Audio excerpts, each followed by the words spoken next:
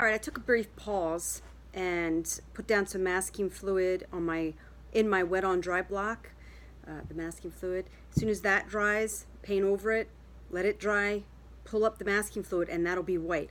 Everywhere the masking fluid is, there'll be white. The white of the paper will come through. And I was also playing with a watercolor pencil.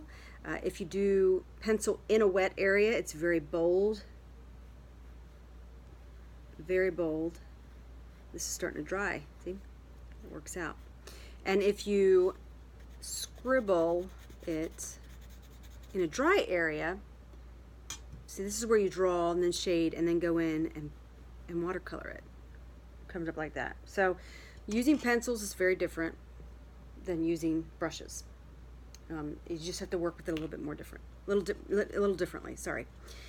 Now, while this wet on dry masking fluid is drying, we're going to go down to the dry on dry. Dry on dry is basically grabbing a dry brush, dabbing it into a color that has some moisture in it, like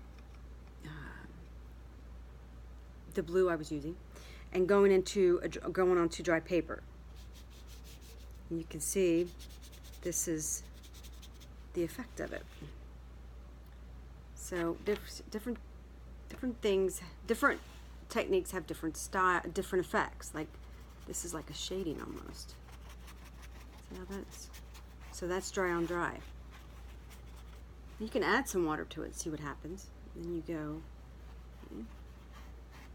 you do different things and play with it. It's good to play with the paints before you actually do a picture, because you need to learn how they act, whether you're doing wet on wet, wet on dry, or dry on dry. I'll be back in a moment when that dries so we can do the wet on dry.